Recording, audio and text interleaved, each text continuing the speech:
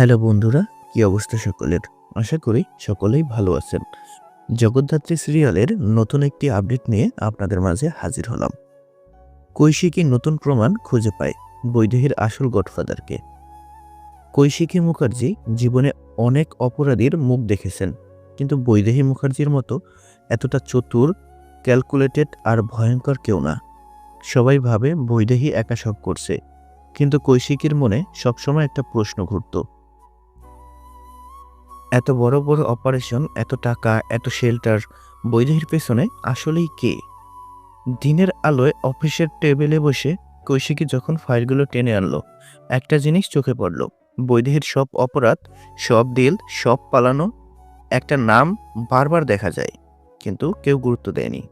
একটাই নাম, একটা code name, BRO, brother organisation. Kaushiki জানতো এটা কোনো ছোটোখাটো গ্যাং না, এটা কারো ব্যক্তিগত নেটওয়ার্ক। আরও গভীরে গেলে একটা পুরনো ক্লিপিং হাতের কাছে আসে, একটা ল্যান্ডটিল, যেখানে বৈদেহী ছিল শুধু ফ্রন্ট ফেস।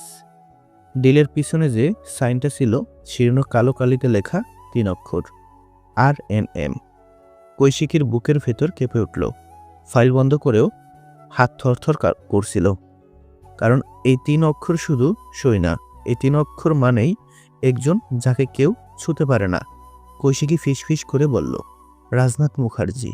হ্যাঁ, বৈদেহী মুখার্জি যতই গুন্ডা হোক, ওর মাথায় ছায়া হয়ে দাঁড়িয়ে আছে এমন একজন যে সমাজে সম্মানীয়, যে নিজের মুখ খোলা রাখে না, কিন্তু ঘরের ভেতরে বসে চালায় অন্ধকার নেটওয়ার্ক।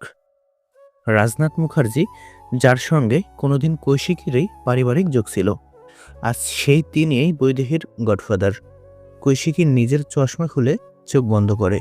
10 বছরের স্মৃতি, রাজনাথের সাথে থাকা সম্পর্ক, বিশ্বাস, সবকিছু মুহূর্তে ভেঙে পড়ে। তারপর কৈশিকী ধীরে ধীরে বলে, বৈদেহী শুধু পুতুল, আসল সুতো যার হাতে, তাকে আমি ছাড়ব না। হঠাৎ দরজার বাইরে পায়ের শব্দ। কেউ একজন কৈশিকীর অফিসে ঢুকতে চায়। কৈশিকী দ্রুত ফাইল লুকিয়ে ফেলে। দরজা খুলতেই দেখা যায় বৈদেহী দাঁড়িয়ে আছে, মুখে ঠান্ডা হাসি। তুমি খুব গভীরে ঢুকে গেছো কৈশিকী, ওটা তোমার জন্য নিরাপদ না। কৈশিকী ঠান্ডাভাবে তাকায়।